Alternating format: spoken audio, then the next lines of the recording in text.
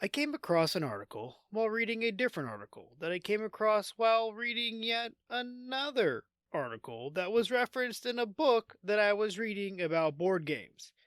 I enjoyed the article and the story and the experience that the author talked about, so much so that I reached out to her. Today, Morgan Ebbs joins me to talk about her entry into the board gaming hobby, answer the standard questions, and how she has a $60 limit on games.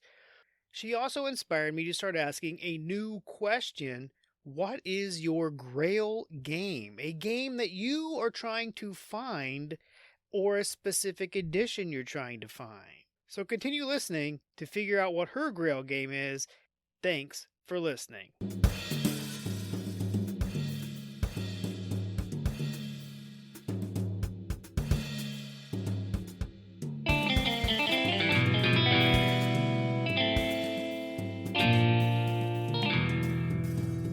All right, welcome back to Lunch and Board Game. I'm your host, Adam Collins, and today with me is board game enthusiast Morgan Ebbs, who's calling in all the way from the other side of Missouri. Morgan, how you doing? Doing great and happy to be here. Yep, we're in opposite corners, but yeah. I saw one of the funniest memes about Missouri. It showed Kansas City on one side, St. Louis on the other. And it said Missouri, the state even their biggest cities don't want to be a part of. Exactly. So it kind of made me laugh. So anyway, Morgan, I have been spending a lot of my time lately reading about board games because that's what I do, and I have a problem reading the books, and then there's like the references to articles or studies, and then I go read those, and then they have footnotes about articles and studies, and then so I'm not sure how far down the chain of footnotes and articles and studies I got when I finally came across yours called From Candy Crush to Catan, One Student's Perspective on the Benefits of Gaming in Academia. And that was when you were a student at Pittsburgh State University. Yeah, I quite some time ago, but glad that you're still like finding. Yeah, I think it's a pretty evergreen sort of piece. So I'm like, was we're thinking about it as you messaged me, and a lot of those themes still feel like they run through. So yeah, No, it's I'm glad. 100%. I mean, this was from 2016. Winter, spring of 2016. So going on 9 years old. And honestly, you could have written this December of Yeah. 2024. You're 100% right. Um, it was a very interesting, very good read. I'll put a link to it in the show notes so you guys can definitely find it and give it a read. But you took a class called the Rhetoric of Gaming, which first of all, jealous. I can't take a class called the Rhetoric of Gaming.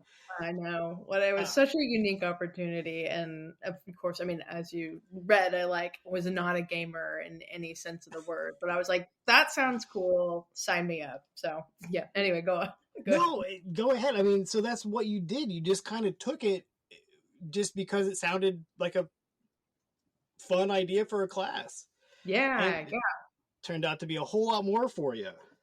Definitely. Yeah, it was I mean, I would definitely remember walking into the class with a sense of anxiety because I wasn't a gamer and I knew some of the people who were going to be in the class. Of course, I didn't know everyone, but the ones I knew, they were like hardcore gamers. So I was very like intimidated because it was like I felt almost a space I felt like I didn't belong in. And I was like, well, I was a little English major who really liked rhetoric, and I was like, okay, well, this is a new like area of rhetoric I hadn't really like explored very much. So, yeah, I walked in there totally expecting just to kind of be a wallflower and take it all in, and was not expecting to walk out with like a new hobby and like a very expensive hobby and like a deep collection of board games so many years later. But yeah, it worked out, I would say. No, absolutely. I like how you talked about kind of being worried with all the stereotypical gamers, Yeah, and definitely. Because I think yeah, this was like right on the heels, or I think it was in sort of the aftermath of Gamergate, which was like maybe the worst time for like PR for gamers. So that's like in the back of my mind as I'm in this class, and also like my own sort of imposter syndrome about being a non-gamer and taking this class. So definitely I was like, this is I'm going to have like maybe a couple allies in this class, and everyone else is going to be, it's going to be me against the world here. And No, I mean, of but course, like you it run turned out into, luckily it wasn't. yeah, exactly. And like, I think that's Oh, really one of the big I was takeaways like, is I've most lost my people who internet are really into connection. board games are just like, they're just like you or me. They're pretty normal, kind people. They're always going to be, you're going to run into stereotypes, and that's fine. You just don't play board games with them. And that's great. We just go our own ways. Oh, I think I might have lost you.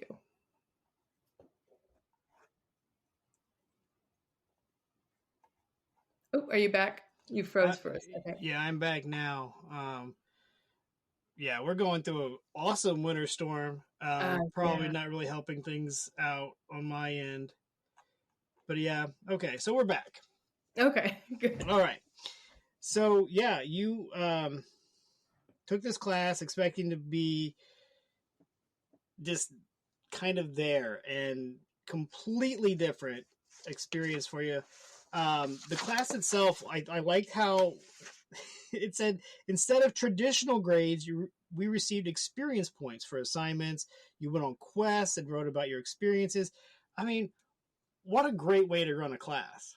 Yeah, and even yeah, it was like a gamified. So instead of like there was a leaderboard and everyone was anonymized because of course there are like laws against that. But you had like your little avatar, and so you knew who your avatar was, but nobody else did besides the professor. And so you got to see like who was leading in the ranks and that sort of stuff. And that of course that was very fun.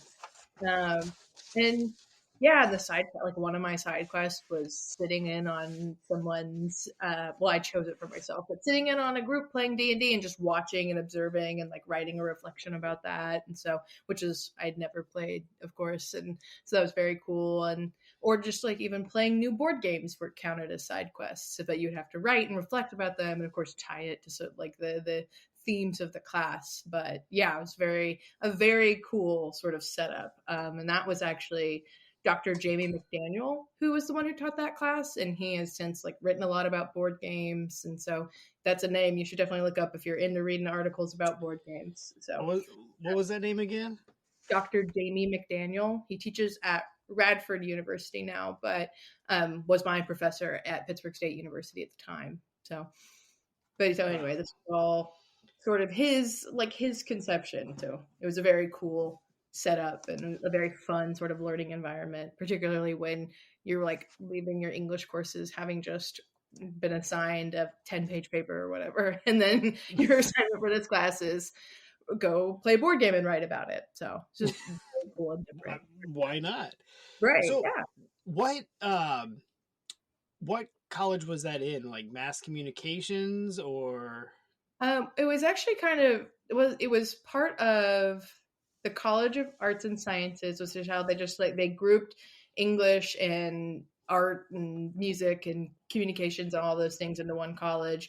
But it was part. I think I took it for I minored in film and media studies, so it just kind of fell into this media studies sort of. I believe that's how it worked out or how it shook out. So oh, just curious. Yeah, that's cool. Like I remember when I did my undergrad, we you had to take English 101, 102, or 103, which was just 101 and 102 smashed into one semester. So instead of writing two papers each, you wrote all four in one semester. And I'm like, let's just get this out of the way. And I write all yeah, four. Well, then when I changed majors, they were like, you don't have enough English credits. And I'm like, yeah. what? How And does they're like, that? I'm like, I took 103, so I didn't take 101 and 102. They're like, well, but now you need three more credits because you didn't take enough. And I'm like, okay, well, what do I need to take? And she like literally hands me the course book and she goes, literally anything in the English school, anything. Right. And I'm like, anything? She's like, yeah. So I scrolled through. I ended up taking Shakespeare on film Oh, nice. because Very I was like, I love Shakespeare. I love movies. And right. so I told her I wouldn't take Shakespeare on film, and she goes, ha, oh, seriously? I'm like, yeah. So I'm in this class like all these like theater, English majors, and I set the curve, which just seemed really weird to me. Like, how guys, come on, Right. So, but it was Yeah. interesting. Same similar situation where like you just took a random class, and you know, Exactly. I, sometimes. kids, the random classes are the fun classes. Oh yeah, and you take one board game class and like leave college having designed like three board games by the end of it, and Yeah, you go on a journey, and it's just that's the fun yeah. of it. So Yeah, that was another it's like interesting part of the deviate. article. That was, Hmm? yeah, another great part of the article talks about how you guys had to break up into groups and like develop a game based on somebody's idea.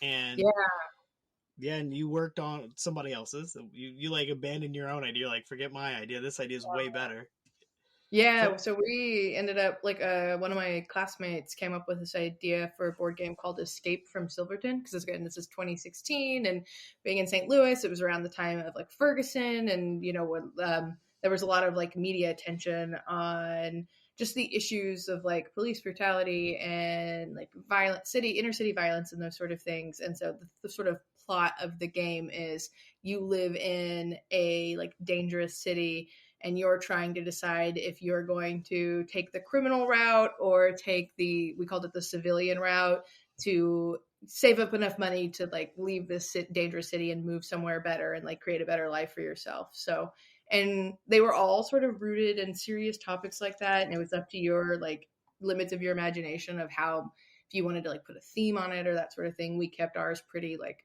true to life. I mean, it was very funny. There are a lot of comedic elements to the game because you don't want it to just be depressing the entire time. But yeah, like like I think part of it tied back into like sort of the rhetoric of the gaming. That part of it was we'd read a book by Ian Bogost called Persuasive Games, and he sort of argues that games make arguments about real world processes.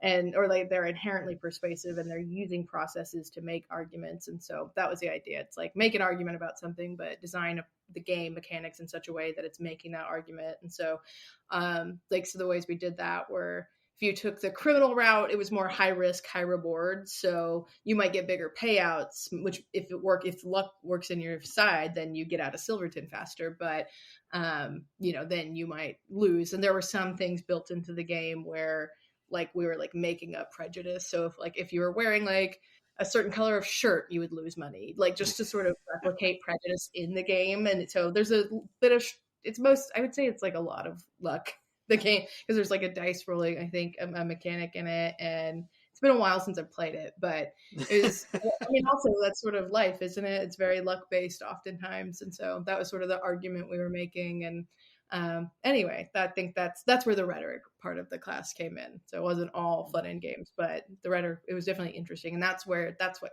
initially captured my attention is the sort of ivory tower side of it, of course, being yeah, a little so yeah. yeah, so do you have a copy of your game then? Yeah, I do actually. I'm trying to remember. I don't think what we like Game Crafter, I think was the website we used to print I it. was I was like, I bet you use the Game Crafter. Yeah, yeah, What a great website! What a great website! yeah, yes. Oh my gosh, I was pulling it out after you pulling the game out after you emailed me and just looking through it and thinking about all the ways we could do it better now that we like are older and have more knowledge and life Well, experience. And well, but not yeah, only, it's really solid. Yeah. but also think about how far games have come in 9 years. Yeah, yeah. And how many hundreds of games you've played since then that it will influence your ability to design. And Definitely. yeah, I mean, it's interesting. So I do want to read the Bogos book. It's on my ever growing Amazon wish list of books that I hope to get to before I die.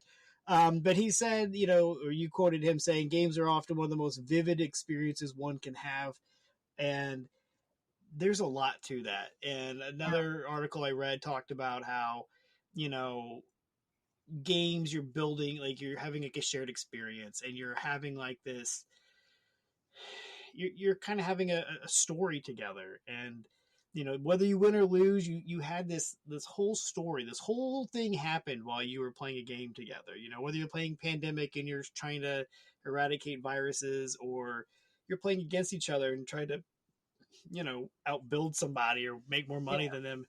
It's an interesting idea, and the most vivid experience one can have. And I'm like, I've had I've played a lot of games, so it was very definitely. interesting. Yeah, and it's like a bit of a dense read, but it's a very interesting one because he has this vividness scale he talks about and how he would rank games. I think Bogos might argue that video games are more vivid than board games, but still, I think the process of playing, like, it's the closest thing to live, or like the second to third most vivid to lived experience. I think I might be bastardizing his argument a little bit there, but I think that's sort of where it would fall. It's been a while since I read the book, but yeah, roughly. Anyway, yeah, it's a great read, and definitely, like, I think just the process of playing a game, the way the just choices you make, those sort of things are what really bring that, like, vividness scale, bring it higher on the vividness scale than like sitting and watching a movie, for instance, or reading a book, which is of course incredibly immersive, but there's not that like level of interactivity or choice or those decisions you have to make when you're watching a film. Yeah. Or yeah. Yeah. You have a choice of watching a film: continue or turn it off. Exactly, exactly. One other thing, like I said, I read this. I've highlighted all kinds of stuff. One of my other favorite things you said was, as most students would tell you, group projects suck for a variety of reasons. Yet you were in a good group, and Yeah.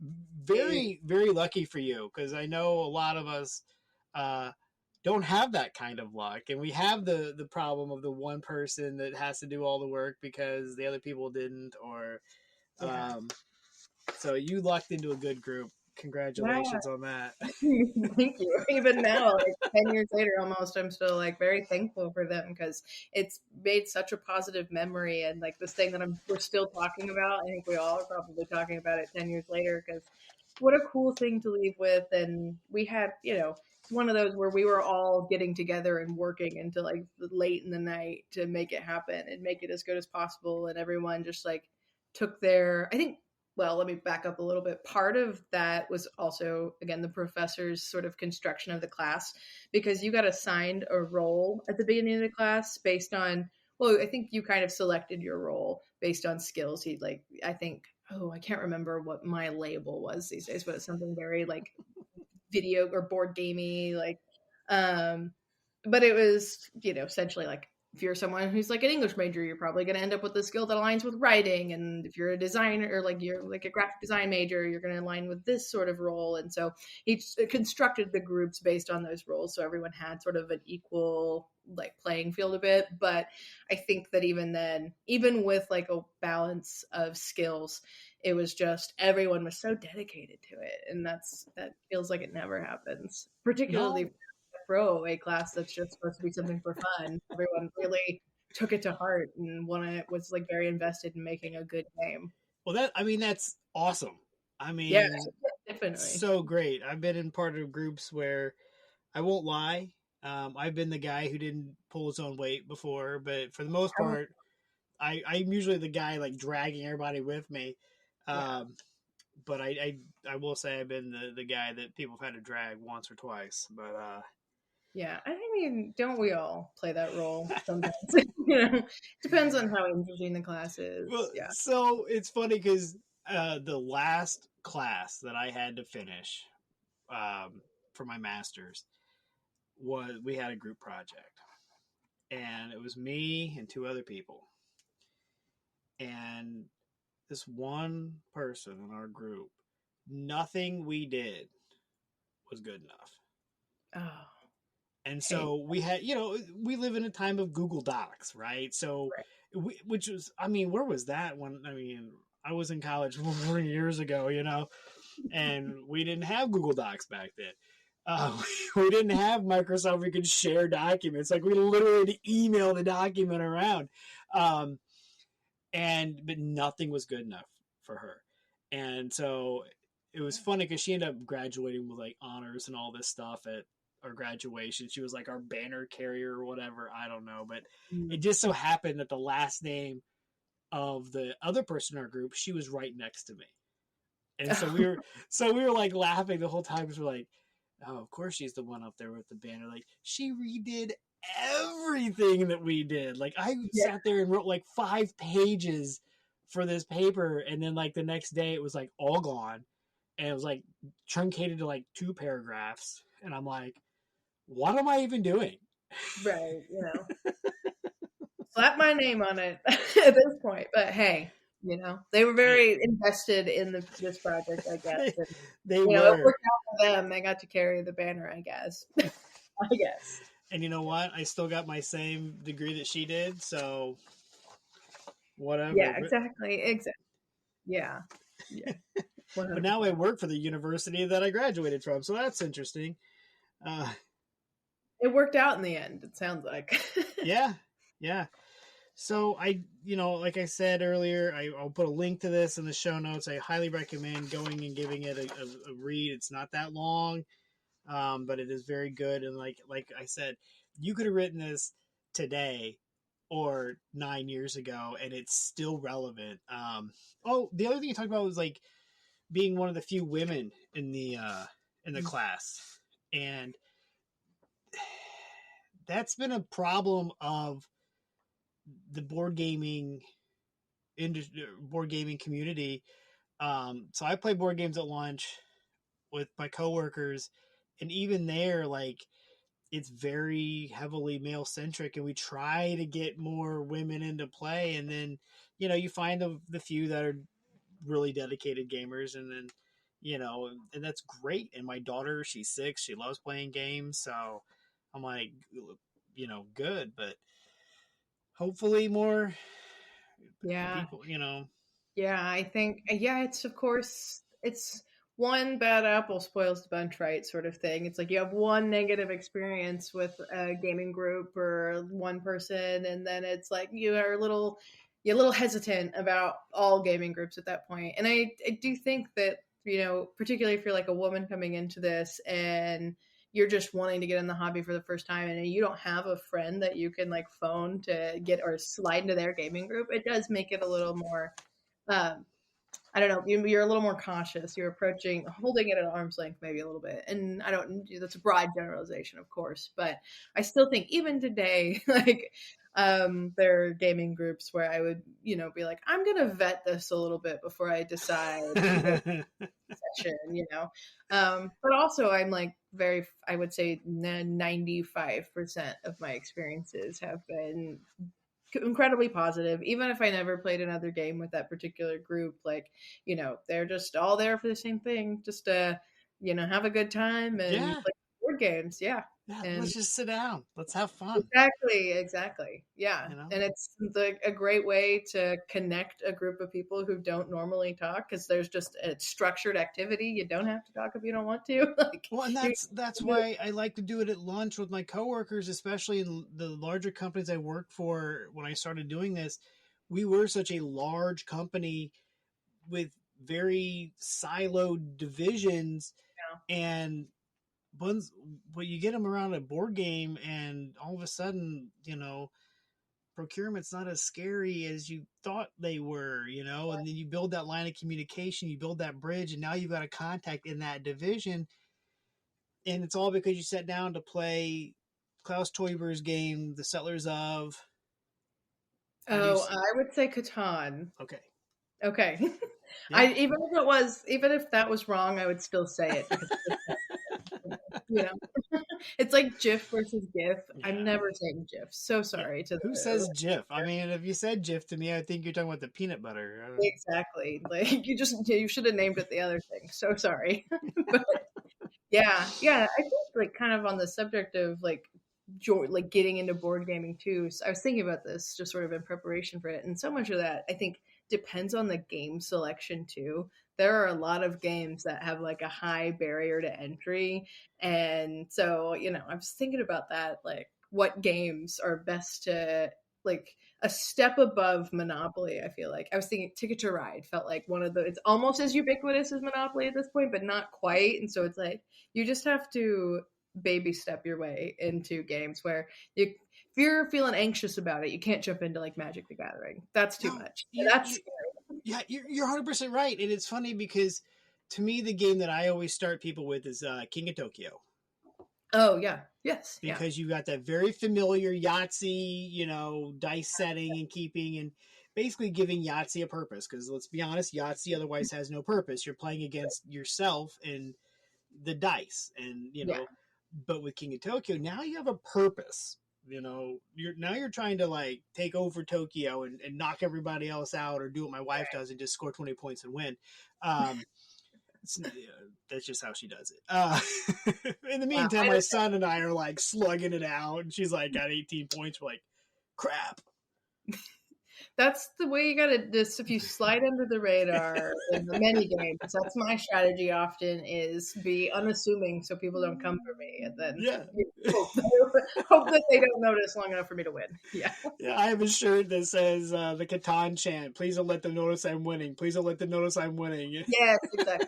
Exactly. That is I'm not making aggressive moves. I'm like moving in silence. Yeah. Oh man, no, that's funny. But yeah, I mean, you're right about how it's also. So I'm reading a book, which is probably where I started the chain that ended up at your article, Mm-hmm. um, called "The Tabletop Revolution," and he talks about how Catan was like the gateway game for a lot of people. But even now, I mean, that game this year, 2025, it'll be 30 years old. That's crazy to think about. But Yeah.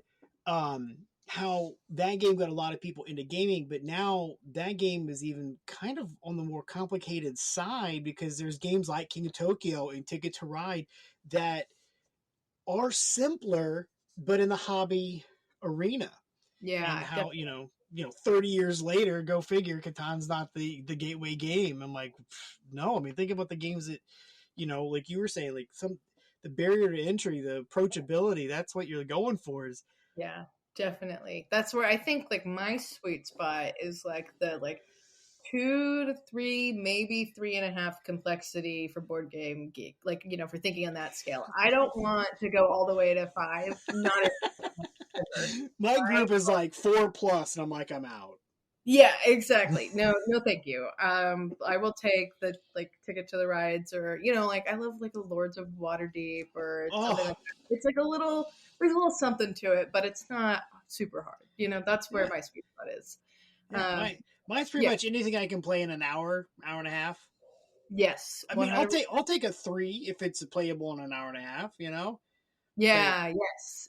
I did play Scythe for the first time recently, and that was the first time I'd played like well, that was I guess not the first time, but one of the very few times I've played a game that took over 2 hours, and that was actually surprisingly okay. I didn't hate it, and I like ended up in the middle, so I was like, this was a win. That's a win for me. But yeah, not generally my preference at yeah, all. There's a engine lot going. builder games aren't really my thing. I try. My team, my group I game with regularly, they love engine builders. And so Scythe has played a lot, Gaia Project, Terra Mystica, Terraforming Mars, like all these Yeah, games that take like 3 hours, and I don't even know what I'm doing, and I'm just like yeah. going through the motions, hoping somebody wins. And you Not the play them so infrequently, it's like relearning it every yeah. time. And by the time I figure out what I'm doing, the game's almost over. Yeah, exactly. No, that's so so if I made the 3 hour drive, because let's be honest, we can't fly, not to right. Southwest Missouri. What game are you currently playing? What's your current game on your table? I think the game I've been playing the most lately is probably Lost Ruins of Arnak. Ooh, One. oh, that's a good one. Yeah. Yeah. Oh man, my cousin introduced me to that. Oh my goodness, that is a good game.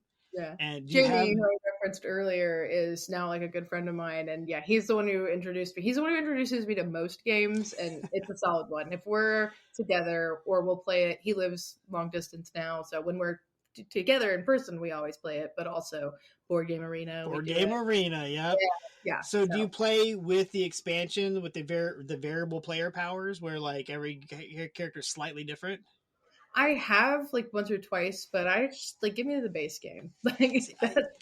I like the base game, but I do like I'm a big fan of variable player powers. I don't know why that is like a huge thing for me, but like it really is. Like I love Star Realms, simple 1v1 deck building game. But when they came out with like different starter decks, like here's your Mhm. 10 cards and here's my 10 cards, and we're not playing the same 10 cards.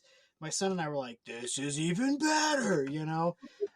There's just something about that. But Lost Ruins of Arnak is so good. Oh my! gosh. And then my cousin, like I said, he's got the expansion, and we played that, and we're like, man, this is Man, I know. fantastic. It's been a while since I have played it with the expansion, I think. So I probably need to revisit it again and maybe it'll change my feelings Well, on it. Yeah. we can play on Board Game Arena. Oh, there you Yeah, go. I'll get my cousin. He can whoop us. It's all he's like so like the first time I played with him on Board Game Arena, because he plays it all the time. So he's played it like 800 times on Board Game Arena, and I'm like playing it for the first time in like 12 months probably, and by the time I figure out, oh, I totally been playing this wrong. I totally forgot I could play cards for airplanes and blah. Oh man, he's like all the way up the track on the right, and I'm like, well, Yeah. this game's almost over, but I did almost remember how to play it. Yeah, there's always one. That's my experience too. There's always like one thing I'm forgetting about how to play this game. Oh man, such a But good it's game so though. good. Yeah, it's so good. Ugh. I don't know. I'm not like I'm a very competitive person, but for whatever reason, like with board games, there are certain ones where I'm just like I'm never gonna win, and I'm okay with that. It's just I'm having fun playing it, and Arnak's one of those for me. Oh. That's not every game though. There are certain ones where I'm like we're gonna play this over and over again until I win. I mean, I play Catan for blood. Yeah. So exactly. There are games that I do play for fun, and then there's games I play for blood. In Catan, I played to win Catan. Ticket to Ride, King of Tokyo. All Yeah. those. Oh All yeah. those Ticket like to high. Ride. Brutal. Yeah. Have you? So, not to get too far off topic, have you played the Pennsylvania map on Ticket to Ride? No, I haven't. Oh, so one of the guys that I met at a board gaming group, go figure, he had that map, and that I will say that might be my favorite version of Ticket to Ride, Okay. because Oh, there's that's like high praise. stock shares, so like you complete the route from this city to this city, like just the straight route, not like from this city to this city via these 5 other cities, but just from this city to this city, and then you can pick a stock based on that route. Okay. And then at the end, you get bonus points for having the most stock. Tie break goes to who has the highest value stock or lowest value. I can't remember if it goes 1 through 5 or 5 to 1, whichever. But it's like, I mean, we played that version, and I was like, this is like, I Yeah. love Ticket to Ride. I played all the time, but I'm like, the Pennsylvania, I'm like, I don't know the state of Pennsylvania. I don't even care about the state of Pennsylvania. Like, I don't need to know it. I just need to know like which ones connect, and find that if you like Ticket to Ride. That That sounds is, great. oh, Okay. it is Yeah, fantastic. one different mechanic. Yeah, sometimes that just changes the whole experience, Oh, like you were saying earlier. So yeah, okay. very I'll have disappointed it's not on Board Game Arena. Just uh, Ticket to Ride. Ticket to Ride's on there, but not yeah. Ticket to Ride Pennsylvania. So, what do you do for your day job then? My day job is not at all related to board games. Mine I either. work for a digital consultancy, and so I do like content strategy for websites, like UX things. So that's marketing, sort of where I sit. I'm also a copywriter, so I'm in that world all day. Do you play board games with the coworkers at lunch then, or are you remote? Oh, I work from home, so sadly, no. No. If I'm playing board games over lunch, they're like the app versions on my phone, where I'm playing against the robots. Yeah. Oh yeah, yeah. So if you did, what would be your go-to 30-minute lunch half-hour game? Hmm. Yeah, that's a good question. I think is Splendor a 30-minute game? Oh I yeah, love Splendor. Love Splendor. that's a Um, game I'm really good at losing. oh, I see. That's when I go for blood. I love those chips are so satisfying to hold. It's like a very tactile experience playing Splendor. That would uh, definitely be on the table. Yeah. yeah, yeah. I'm really good at losing that game. It's definitely one of the games that's most frustrating for me because I've always got like 13 points, and I'm Oh like, yeah. and I've got my last card in sight, and then somebody else wins, and I'm like, Yeah, yeah. It's like you got to pay attention to what everybody else are getting, and yeah, look around them. Go for the underdog. Oh, and your little I can't remember what they're called, but the guys at the top with the nobles. the nobles. Yes, thank you. Got to go for those too. Oh yeah, Sometimes no, I'm always like right there. right And there, and then someone else just I'm always like 1 or 2 turns away from scoring my points, but right when somebody else wins. So yeah, right. Splendor. What did even the playing field for a while was the expansions because it threw their game off, which allowed me to like Oh yeah, so Yeah. so it brought everyone to like novice level. Yeah. Yeah, and I won a couple with the expansions. So we took the expansions back out, and I haven't won since. So we're doing good. I do like Splendor, very pretty game. Like you said, the chips are just Yeah, they're like amazing. very weighty. I don't know. It's like a very like high quality game. Love it. Yeah. Do you ever play his other game, Majesty for the Realm? I don't know. I have not played that one. I don't think I've heard of it. It's another one by the same designer, and Okay. Okay, good. uh, I'll put that down. it's hilarious because it's like the same tokens or the same like poker chips and stuff, and Mhm. it's like, man, this game could be. I mean, it's an expensive game, but it's like because you made it with all these clay poker chips. Had you made it with just like punch out, chits out of a punch board, this game could be half the price. But no, Oh, we have to have the clay. but it would be like half as satisfying to play at that point, you know? Well, but see, the thing is, in Splendor, they're tactile, and you pick them up, and Yeah. you Okay. place it. In this game, they're just score point. They're just VPs. Oh, okay. So it's Yeah, like I I'm just understand like, don't get me wrong, I can sit there and my stack of Right. victory points, but like I'm not placing them and pay. It doesn't. Right. They don't have the same use. So, Exactly. Yeah. but yeah, Okay. I but understand. it's a very fun game though. I enjoyed it. But I can win that one. But I can't win Splendor. So what about a 60-minute game, a full Hmm. lunch hour? Full lunch hour. Oh, I would have said Arnak, but I already said that one. I don't know if it's a full hour, but I also love Quacks of Quedlinburg. Love so much fun. Oh man, what a hilarious game! I love like if you very few games have such a hysterical story. Yeah. Yeah. You- You're a very bad potion maker, and you are a quack, and you're trying to not blow up. Right. Sold. Boom. Okay. Right. But what a great use of the push your luck mechanic too. Is Yes. Yeah. the bag That's building in that. I love games with like a level of luck. I don't know. I think it's more fun that way because I don't know. It just evens it out. Like certain, like if you're getting really high into strategy, if I'm not like I start to lose interest, like heart, the more complex. We already talked about that, but so that element of luck really brings down. And when you pair strategy and luck, is where the best games are. But Quacks is definitely more on the luck side of it. There's just something about the bag building and you're right there and you're like, I really need to draw one more, Yeah, yeah, but I'm pretty sure I'm going to explode. yeah, yeah. And you just have to hope. I'm going to do it. I'm going to do it. And then you blow up and you're like, Yeah. there goes all my It's the work. same way I play like Can't Stop. I love Can't Oh, Stop. And oh, I always am, busting. It's every time because I'm just oh. always push my luck. And when you I'll get tell you. on a ride, you're like, I've almost filled up that cell if it's 7 column. I'm just gonna keep going. Yeah, so I play that one a lot on Board Game Arena because man, you can bust out a game of that in like 3 minutes. Yeah, But exactly. man, yeah, you see your little things ticking up the thing. You're like, oh man, I'm about to roll this 9 column, and then boom, you Yeah. can't. I'm And like, all your dreams gone. yeah, you're crushed. Yeah. I needed one more 9, and yeah, just nope, it's over. Oh man, yeah, the push your luck mechanic.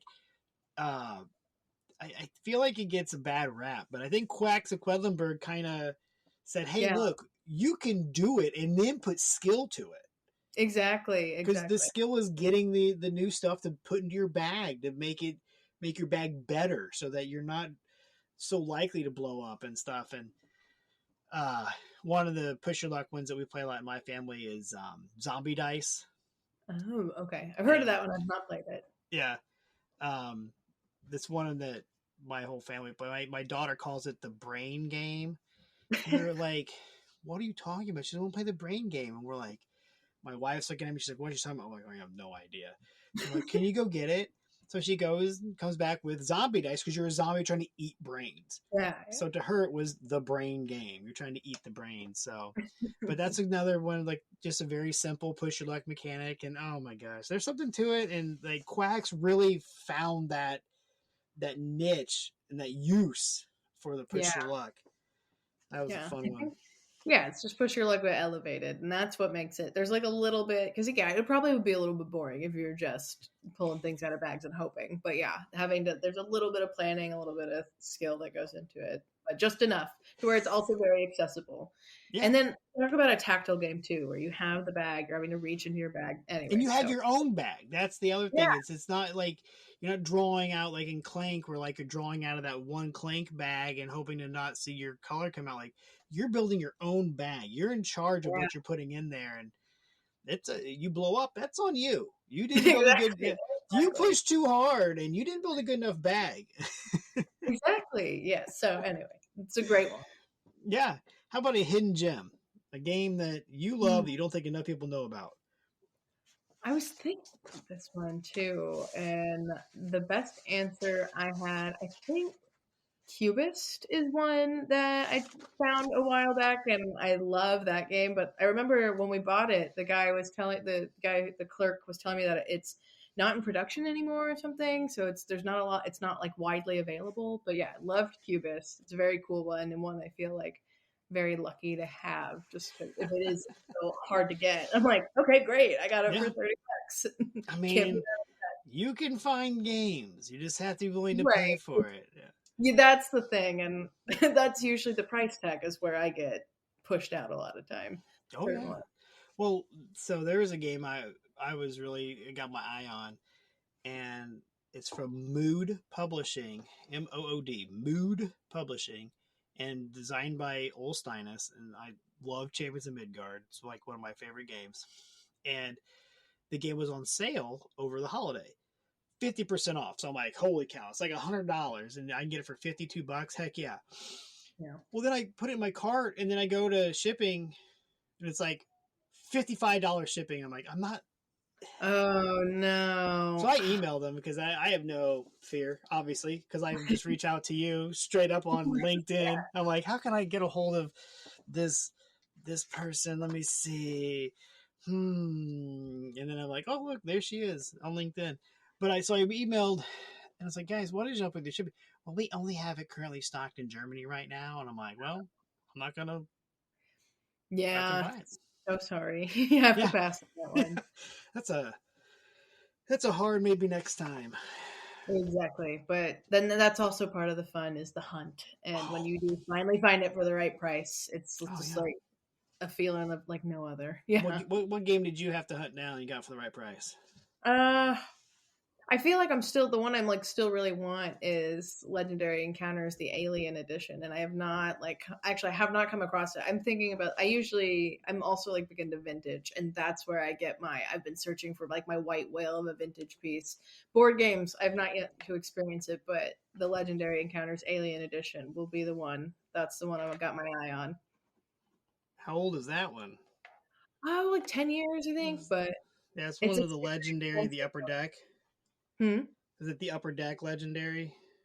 Oh, it's the alien themed one, like the movie Alien. Yeah, I think it's the legendary. Yeah, so it's the upper deck. They used to make the Oh, baseball okay. cards, Oh, okay. and then they said, "Hey, we already make." Oh yeah, there it is. Yeah. Oh my gosh, it is 2014. Oh my goodness, Yeah. I don't remember it being that old.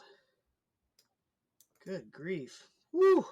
It's probably been about that long since I played it, honestly. Because I have one friend that has a copy, and it's so expensive to buy now. Yeah, I just saw it was $110. I'm Yeah, like, and for a deck of cards? I can't get behind that. I feel like 60 is usually where I start to be like, okay, I'm putting it back on the shelf. I'm walking away, even though I'm sure it's worth it. I gotta I gotta pass. I'll come back for this in like 3 years once nobody wants it anymore. Yeah, $60 is that's a good amount. Yeah, You can get almost 90% of the games you would want for less than $60. yeah, exactly. But then there are certain ones that just look very enticing, and I I pick it up and I think about it, and then I put it back down every time I go through them. and And it is not actually. you're like, not today. And the owner, the Yeah, employee's like, yeah, you weren't going to buy it. I don't know why you picked it up. You pick it up every time you come in here. exactly. And then Come on, like leave Morgan, it you in know you're not going to buy there. that. Yeah, exactly. But I just want to hold it, pretend like I'm going to buy it. Yeah, I had to think about it again and not have any new thoughts. Yeah. And I came back to no again. It's weird. Yeah, unfortunately. So sorry for you. But then I'll buy 3 separate games for the same price and yeah. Yeah, but you got 3 games versus 1. Exactly. Yeah. I get it. I'm all for a bargain, you know? What 3 games for $60 is better than 1 game for $60. Do the Exactly. math. How about a game with colors? What color do you tend to gravitate towards or have to be when you play? I think if there's purple, I'm going for purple. That's the one I want. But other any of the cool colors actually. If it's not purple, then I'm going to green. And if there's someone took green, I'm going to blue. And if at that point I don't care anymore. At that point, you're questioning whether you even want to play the game. Yeah, if I can't have purple, I'm done. I'm I just can't gonna have flip it. purple, green, or blue. Yeah, then I'm flipping the table. I'm going home. Yeah, No. taking my game and going home. So, so what about Kickstarter? Do you ever dabble in Kickstarter? I've backed a couple. I've never like been a creator, but like we have a copy of The Faceless. I was very excited about when that one was on Kickstarter, and I think it's honestly one I haven't played enough, but it's very cool. There's like a magnetic component to it, so I need to bring that one out sometime. But Interesting. yeah, I think I can't. Of course, it's been so long since I had played it last. I can't remember all the details, but that was really like this magnetic sort of component was what drew me to it. And of course, now I can remember no details about how it works or what comes into the play. It's not But important. so Google the Faceless, some promo for the game. Doesn't matter how it plays. Who cares? Yeah, it's fine. The Faceless. 2018. I don't remember this one at all. That's kind of a Yeah, you creepy can have cover. some. Yeah, it's. I also love a creepy themed game, and so that's also what drew me to it. Um, Have you seen Mixtape Massacre? I don't think so. Oh, No. Okay, I'll have to it's, look. it's it's totally based on like 80s slasher films. It's fantastic. Oh, okay. Very It's cool. just Yeah, that sounds very up my vibe. now Everyone calls me on board. you and all the other slashers are going around this town trying to kill people. Oh, okay. Love, Yeah, love that. yeah. Yeah, It's a hilarious game. Oh man, that's funny. But yeah, I mean, out the Faceless. That's a creepy looking game for sure. yeah, definitely. But it's very cool. It's very detailed, lots of very cool art, and I love a theme. And then yeah, there's a magnetic component that I can't remember how it works. So there's intrigue built into it too. We'll figure it out next time Yeah, you open we'll it up. just we'll Google it. It's okay. So it's very interesting that you took this class randomly, back in 2015, 16. I don't know when you took the class. Wrote this article in 2016 anyway, and now you're a gamer and in the Yeah, hobby and enjoying it. definitely. Yeah. I mean, if you had asked me in the whenever that semester was of 2015, if I was going to have a closet full of board games, I would have been like, "You're crazy," and look at me proving me wrong. Yeah. So, if you're curious about it, try it. That's all I have to say. My moral of the story is give it a try. What's the worst that'll happen? You spend an hour or two playing some board games and you don't pick it up again. There are worse ways to spend an evening, you know? Absolutely, totally worse ways you could spend an evening than playing a board game.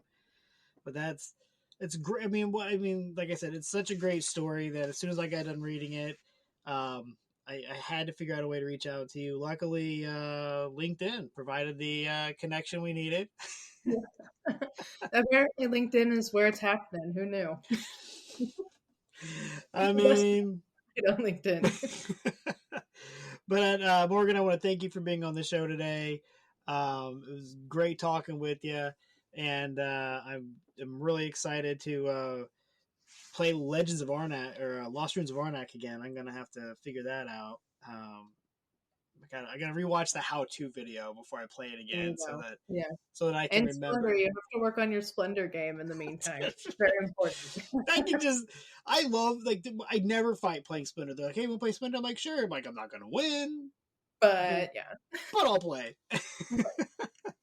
But no, that's awesome. And Quacks, oh my gosh, again, like I said, it's just one of those games that just has such a funny, hysterical reason why you're playing. Yeah. And yes, yeah. there's not enough of those out there. Agreed. There's so many games that take themselves so seriously, and that's not fun. Like, Camel Up is another one that's kind of like that, where it's just very silly, and you're just stacking camels, and what is this? Oh my gosh. Yeah. That's one that my same gaming group that likes to play those 3-hour terraforming Mars games, they'll also be like, hey, did you bring the camel racing game? I'm like, Camel Up? I'm like, no, I didn't bring it, but I can. Like, oh my gosh. Camel Up is one of the most hysterical games because you got the camels running backwards, you got them stacking up and unstacking, you got the pyramid that you shake up and then it poops out a die, and you're making bets that are never right. Right. Yeah, absolutely. It's going to be the red. He's way ahead. And then all of a sudden the red's like way in last place. Like, how did he get all the way back there? Yeah. You know, he got picked up by the green camel who went backward. It's like, what? Oh man, Camel Up is hysterical. Oh, and man. I hated when they updated the artwork because my old gaming group used to debate if it was Camel Up or Camel Cup because of the big C and the camels cup each other. And then they like squashed that debate from any. Like, there was no board game group will ever debate that ever again because they changed the artwork. And then they never re-released the expansion to the new artwork. Yeah, yeah. The expansion is only on the original copy. I'm like, what? You know, and it's like that weird one about taking pictures and stuff. And I'm like, I want to take pictures. Like, this seems like this seems really stupid. And I think that's like, well, that's what makes Camel Up so great. Yeah, exactly. The game is stupid to begin with, and it's like, I want to take stupid pictures. Yeah, let's make it a little stupider. It's even better that way. Yeah. 2 thumbs up. But now I can't find an original copy. I almost bought the expansion because I found it for a pretty good price, like eBay or something. Mm-hmm. But then it's not compatible with the new board, so you have to find the old copy, which is hard to find. And I was like, whatever, not worth it. Yeah, so that's another one to add to your like white whale list is the original Camel Cup. Camel Cup. Oh man, yeah, they had that giant. Yeah. Those better times. Better times. Now the board's like, you open it up, it's like a pop-up book, and it's like bring and like trees and stuff. And I've never played the new version. I've only played the original. So yeah, so that's fun. I think it's a pop-up basically. You open it up, and then like things pop up like a pop-up book. There's like palm trees come up and stuff. Yeah. All right, I am intrigued by that. I still resent that they updated it, but you've got me intrigued. Yeah, well, yeah, that one's a lot easier to find than the original, I can tell you that. Yeah, definitely. Well, Morgan, thanks again for being on the show. If anybody were to reach out to you, how can they do that? Oh, I mean, I am not like a super social media person, so I don't have like a huge presence, but I guess LinkedIn. You can find me on LinkedIn, Morgan Ebbs. If you got questions, I'm happy to answer them. Yeah, I guess there. Yeah, I mean, that's how I found you, so. It's as good as any place else.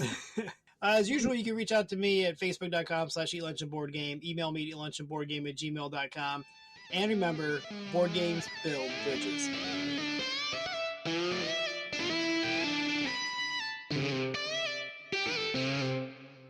When you're gaming, why not be comfy? Go over to supportplayer.org. Click on the cards, pieces, and dice to get some merch. These t-shirts are some of the most comfortable I have ever worn. That's supportplayer.org, and there's a link on eatlunchandboardgame.com.